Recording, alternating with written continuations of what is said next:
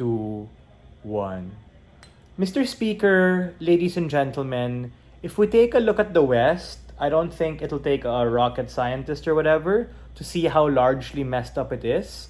And I think, and this is quite a big burden, but I think it's kind of true, it's largely a function of the decline of human values. And this is largely a function of them sort of like drinking too much of this like progressive liberal Kool-Aid that they themselves made and somewhat gaslighting themselves into a lot of these problems, which we think, for the reasons that Andreas talked about, largely lead to things like the decline of moral fiber, and ultimately it leads people into a decay of particular value, which just make people particularly unhappy at the point in which a lot of the things that they decide on is just moral relativism, which leads them to making really selfish and hedonistic decisions that are purely based on themselves. And then at the same time, they kind of wonder and say like, oh my gosh, all of these things are happening because of, I don't know, TikTok or whatever. Let's take medicines to be able to deal with all of these things. So we don't necessarily think that it's necessarily about whether these religions are particularly good or bad, but ultimately about what this does as a society at the point in which it's more prevalent.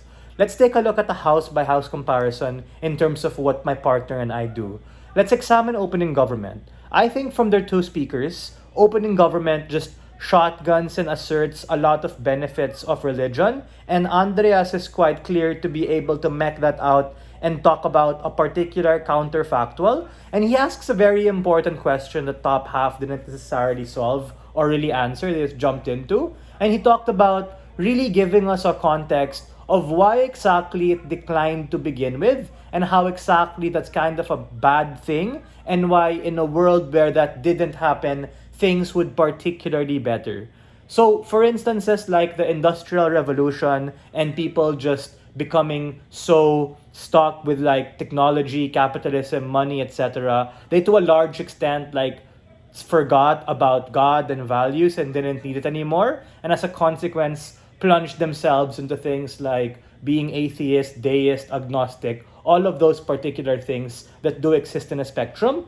And we think that particularly on our side, that what we've explained, particularly the rise of things like values, which serve as an antithesis to the moral decay, which largely is a function of hedonism and selfishness at the point in which, I don't know, money, power, fame, capitalism, all of that shit just largely becomes the center of your life. I don't mean to be preachy, like I don't particularly give a shit about all these things, but like for the sake of the debate, a lot of these things largely are quite important that just enrich the human experience and capacity of people to humanistically be able to like make a full and informed decision as an individual, to be able to like reach their full potential, as opposed to being robbed the chance to be able to make those particular decisions when they degaff. Let's talk about opening opposition. I think opening opposition had a couple of pushes. The first one, and by the way, this is something that is echoed from their closing, that this is particularly anti-women and anti-minority. My first level of response is that this isn't that classic debate where we all just shit on the Catholic Church. Religiosity and religion exist in a spectrum, and we think that similar to a political Overton window, they can be liberal, conservative, and moderate, etc.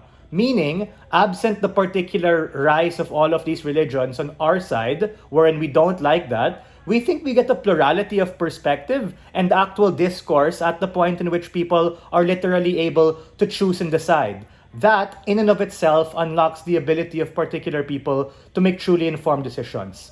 B, we think that as opposed to those things not being prevalent in the West and they're more strong in Asia or whatever part of the world, that's where it becomes potentially more radicalized in their own echo chambers. And the point in which you have this in the West, which majority of the world are part of as an American or European, case in point, all of these people joining Uhuru and being part of our microcosm of the debate circuit, literally allow these things to be able to check and balance against each other at the point in which, more than just the sense of community, you also have the evolution of particular ideas to be able to talk about.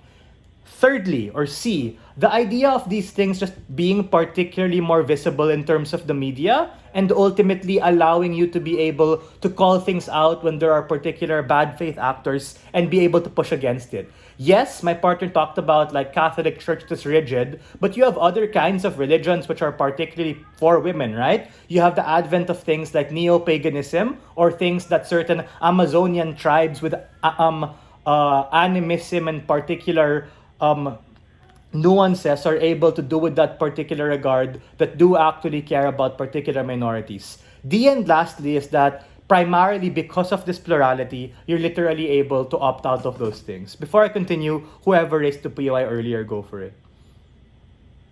3, 2, 1. Okay, moving on. Second All idea. of this about West being messed up is whipped up and should not be credited because this counts as frame. But you start your speech by saying that the West world is messed up. How does this mess up look like, and what is the reason behind it? What is the impact of this mess up West world being messed up? Thank you. Yeah, the degradation of humanity at the point in which you have all of this brain rot, selfishness, bad stuff that I think on your side you also particularly agree with.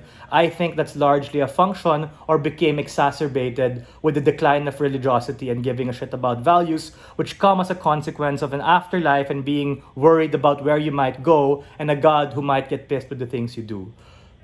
Let's talk about the other side, right? Closing government. What we particularly get coming from my partner is ultimately a check and balance against the very harms of capitalism at the point in which the Catholic Church, for instance, is a huge sucker of money to be able to get away from the 1% who otherwise would probably, I don't know, buy a home or a yacht. Secondly, is the belief up to a God and an afterlife, which ultimately grounds people and allows them a sense to be able to be self-centered, which align to humanity's decision to like constantly want to be a very spiritual kind of being, case in point to how we evolved in the first place. Lastly, let's talk about closing opposition. They talk about lip service, right? They say, oh, you only are able to donate because like your God tells you to do so. But we think it's primarily because of caring about society and other people that you don't just like give money, but you also feel a certain compassion and empathy that isn't just superficial at the point in which these people legitimately become part of your community. So, if you want a chance to be able to undo the bad things that have happened, we think that's primarily through religion and value.